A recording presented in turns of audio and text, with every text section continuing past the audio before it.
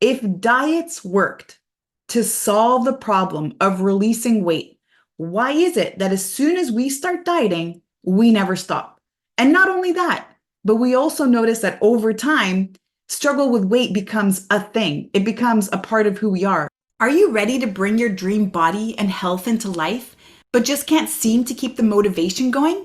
And is it finally time to address the self-sabotage and the unwanted eating behaviors such as binge eating, emotional eating, and nighttime eating that you know are getting in the way of your goals? Do you ever wonder what it would take for you to feel in control of your rituals so that you can stay consistent and see results? Welcome to this week's special Make Peace with Food Minisode on the Fall in Love with Fitness podcast, where you'll learn how to overcome unwanted eating behavior and other self-sabotaging habits by shifting your nervous system so that your body works with you instead of against you. I'm your host, Sherry Shaban, and with each episode, I am honored to be your coach and guide in the journey to make peace with food and find food and body freedom so that struggle with weight is a thing of the past. When you tune in every Thursday on the Fall in Love with Fitness podcast, you'll catch the latest conversation on unwanted eating behaviors and learn how to shift the nervous system, rewire the brain to new patterns, and end the food and body obsession so you finally feel relaxed and no longer confused around food. Now, before we begin, I want to quickly invite you to grab a free copy of my Food Freedom ebook that I have for you at makepeacewithfood.com. And if you find that this conversation resonates with you today, then I also want to invite you to join our free Make Peace with Food Facebook community at myfoodfreedomlifestyle.com, where you can connect with me and my team directly. The links are in the show notes. And of course, if you know somebody who you feel could benefit from these conversations and discussions, make sure to share this podcast with them too. All right, athletes, now let's get into it. Today, we're going to be answering the question, why focusing on weight loss actually leads to weight gain in the long run. So in that first email where I shared the story, that was a true story. And as I was sharing, unfortunately, this is a story that I hear often, especially when as young children, we are introduced to diet culture, either because our parents, maybe our school environment, maybe our social environment somehow made us feel like we were flawed in some way, like we were needing to correct ourselves in some way. And we needed to use food as a tool to do that. And the one question I just want to pull up for you, the one question that I really want to draw your awareness around, and it is really the most logical question. If diets worked to solve the problem of releasing weight, why is it that as soon as we start dieting, we never stop? And not only that, but we also notice that over time, struggle with weight becomes a thing. It becomes a part of who we are. In fact, we realize that our entire life has been a series of gaining weight, releasing weight, gaining weight, releasing weight. And what a normal, stable weight should be, assuming there are no diseases, there's no major illnesses, there's no pregnancies, but what a normal, stable weight for your body, because our body loves homeostasis, our body loves to know where it can adapt to, should be within a range of about 5 pounds. And those 5 pounds will be highly dependent on what we eat, which really is the density of our food. And I also want to add in that our conversation today is not at all going to be around weight. But what I do want to bring your awareness to is, number one, how weight is not an actual proper measure of our health, first and foremost, because when you join Make Peace with Food, the first thing that we do is address the definition of health. And health actually is a balance between our relationship with our body. Notice how it's not our state of our body, but it's our relationship with our body, our relationship with others, and our relationship with self, or let's say our mind, for example. And so our health is not actually dependent on weight. And yet, this is what we hear in diet culture. So first and foremost, the conversation is not going to be around weight. But what, again, I want to draw your attention to is realizing that when we do focus on weight, that's really when all the problems start.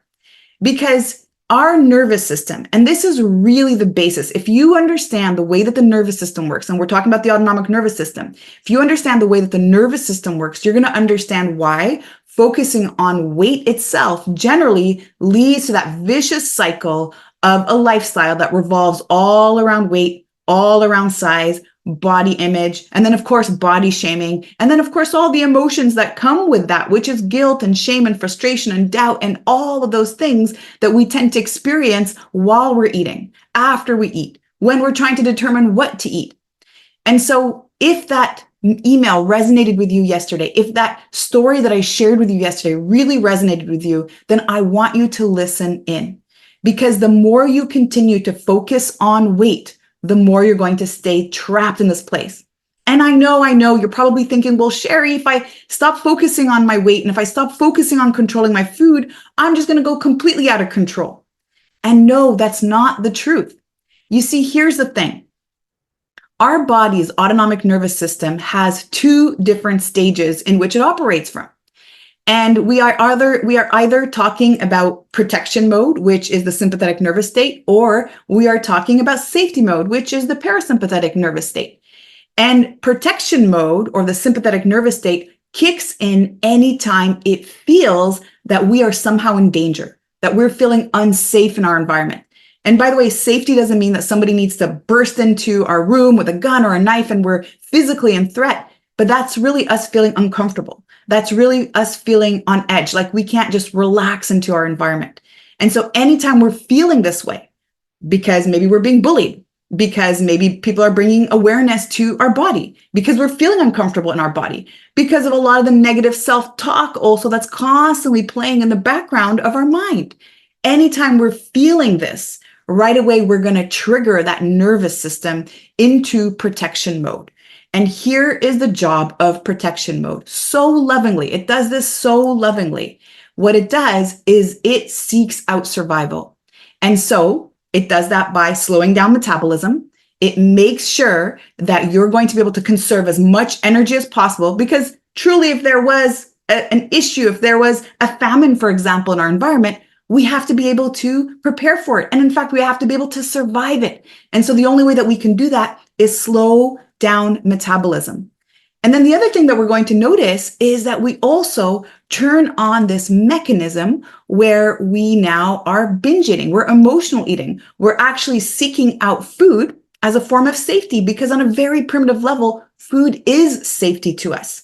And so here's where it all starts to go downhill. Think of why you first started dieting. Think of the thoughts and the emotions that you were experiencing when you first started dieting. It was likely because you weren't feeling okay with yourself.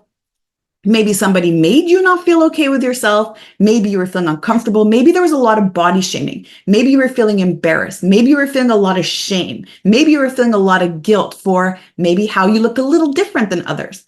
And in that story that I shared with you, those were the circumstances in which that beautiful, gorgeous soul grew up. She was bullied in school. She was teased about her weight. She was called the FAT word. I don't ever say that word, and neither should you. That is one of the most destructive words that helps us trigger ourselves right into protection mode. How we describe ourselves becomes our truth and also influences our nervous system states. And so because that was her environment and there was a lot of shame around that, she went into this whole weight loss journey focusing on weight because of a need to feel safe. It was a need to feel accepted.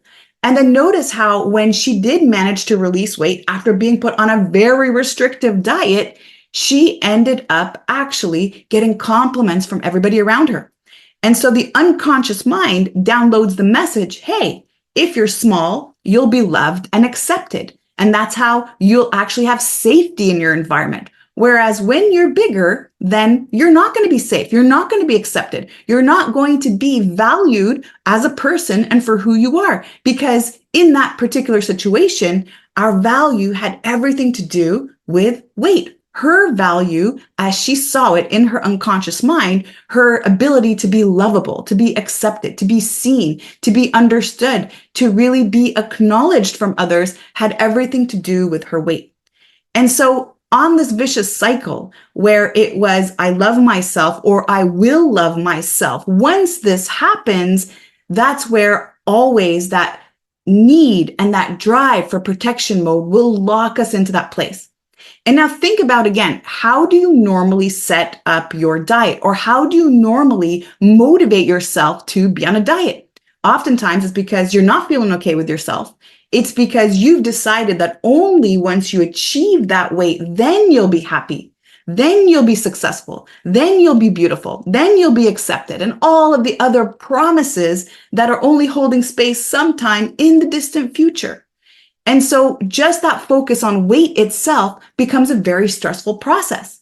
Hey, I got to be able to release 30 pounds by September because I'm going on this big family trip to Europe. And if I don't do that, I won't feel okay. And so imagine the amount of stress, imagine the amount of pressure and expectation that just those thoughts themselves place on the nervous system. And so when we are counting macros, when we're counting calories, and if you've done that, I bet you resonate with this. How stressful is it the moment that you feel you went just a little bit over, that you didn't meet your carbohydrate macro needs, or maybe you ate too many carbs and now you've been kicked out of ketosis? How stressful is that? That makes you feel complete resignation. It makes you feel like you've already failed. And so there's this constant feeling of success when I'm restrictive and I'm on the plan, and failure when I'm off the plan, when I somehow deviate ever so slightly. And that in itself keeps us trapped in the loop. It serves as a feedback loop. So we get into dieting, focusing on our weight because we're not okay with ourselves. We are calling ourselves all of these nasty things. We're calling ourselves overweight and gross and disgusting and FAT and nasty and all these things. And that just makes me cringe. I have to say, as I'm sharing it with you, I really feel the energy in my body. It is the meanest things that we can say to ourselves. And imagine if we actually said that to others, how does that make them feel? But that's generally the reason that we actually start to make changes around our nutrition and become very, very restrictive. It's because we hate ourselves through the process towards love. And that's really how we've set it up. And while we're there, while we're being super restrictive, knowing that every single calorie and every single macro is going to either lead me or not lead me to that place of love and success. And so as we continue to do that, we re-trigger protection mode. And then what ends up happening? Well, the moment we decide we've resigned, the moment we decide we've screwed it all up, yes, we turn towards food. We tend to overeat. And that's why you'll also notice that you could be very good all day. You could be super restrictive all day with all these promises. And we call that the binge, restrict, punish, promise cycle, where you are going to restrict for a long time. And after you restrict, all of a sudden the binge is going to come in. And when the binge comes in, because you feel so bad and you feel so shameful and you feel so guilty about it, then you make all these promises that it'll never, ever happen again. And so you get stuck in this trap. And if you're experiencing this right now, noticing that you're evening snacking, or it looks like you're doing super good all day long, and then all of a sudden at the end of the night, that's where you quote unquote lose control, or it goes really, really great Monday to Friday, but then Friday night and Saturday night and Sunday night, then all of a sudden you are off the quote unquote wagon. Notice how I'm using all these words. Those are diet culture words. We are on or we're off. We are either on the wagon or we're off the wagon. We're either being really good or we're being really, really bad. And we've created these words and started to actually use them to equate our own value. We're either doing it or we are not doing it. And when we have this non-dialectical thinking process, which again is associated with protection mode, that's where we're going to tend to experience the binge eating, the emotional eating, all of the unwanted eating behavior. And so it doesn't have to be that way. And your way out is not to continue to be restrictive around your diet. They say that repeating the same thing over and over again is actually considered insanity when you're trying to expect the same result. The more you think that dieting and controlling food is going to give you that magic formula, you're going to find yourself right at that same place where you started. And it happens every time. And I bet you're listening to this today because you know deep down inside that's truth. You have fear to stop doing the known because that's what you've always known. You've always known that life is just about dieting and restricting. But there's a way out. And the way out is going to be about focusing on the nervous system, really understanding that the more you lock yourself into protection mode, the more you hate yourself towards love and success, the more you'll stay there. And so what to do? Well, the solution is to shift into safety mode, to harness love and compassion for yourself. And I know that is so cliche, but also one of the most challenging things to ever do, to love yourself right now exactly as you are, and to continue to love yourself all the way towards success, monitoring your thoughts, monitoring your emotions, and monitoring your actions. Because the way that we create action, the way that we actually create behavior and our character always starts with the seed of thought. Thoughts come from a trigger. Our trigger is from our 5 senses. We only pick up a trigger. We only pick up a thought once we have engaged the 5 senses.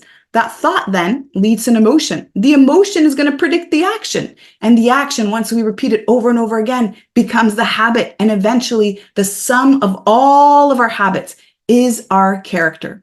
And so, again, if you're listening to this, what do you feel that you want to give yourself that opportunity to get curious around what other solutions could be possible for you? And if the answer is yes, and it should be a yes, because you deserve the best. You deserve to live life on your terms. You deserve to release yourself from this self-made prison, this diet culture-made prison. And the way out is simply by first knowing and acknowledging, is there a nervous system issue involvement?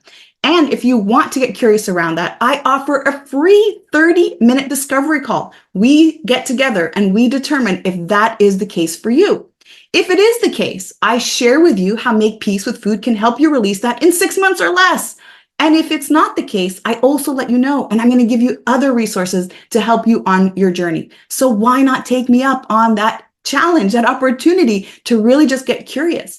And if you're here, I am certain that you are at that point where you have had enough and you do deserve the absolute best. Wouldn't you love to get to that place where life just feels like it's on your terms, that you no longer have to worry or stress out about what you're going to eat, what you're not going to eat. You don't have to feel guilt or shame about what you ate. You can go to a party and have a piece of cake and walk away like it's no big deal. You can feel that there is no attachment to food, that food doesn't call you, that you are at the mercy of food. I want to empower you with that. And it is the most gratifying and freeing experience that you could ever receive in your life, especially if weight loss and health have been a lifelong struggle for you. It can end now. You got this. So with that, I want to wish you a beautiful rest of your day, and I will see you all next week. Thank you for listening to this week's Make Peace with Food Minisode on the Fall in Love with Fitness podcast. If this has resonated with you today, I want to invite you to subscribe to the show so you never miss a beat. And if you know someone who could benefit from this conversation, then please share this episode with them. Let's work together to help as many people as possible make peace with food and fall in love with fitness. And by the way, I need to mention that if you rate and review this podcast on iTunes and send over the screenshot to Sherry at sherryshaban.com, you'll receive a $500 voucher to join me at one of my upcoming retreats or to use it in our Make Peace with Food coaching program. And don't forget to visit myfoodfreedomlifestyle.com to join the free Facebook group for more resources. And remember, athlete, you are an inspiration. I cannot wait to hear your story.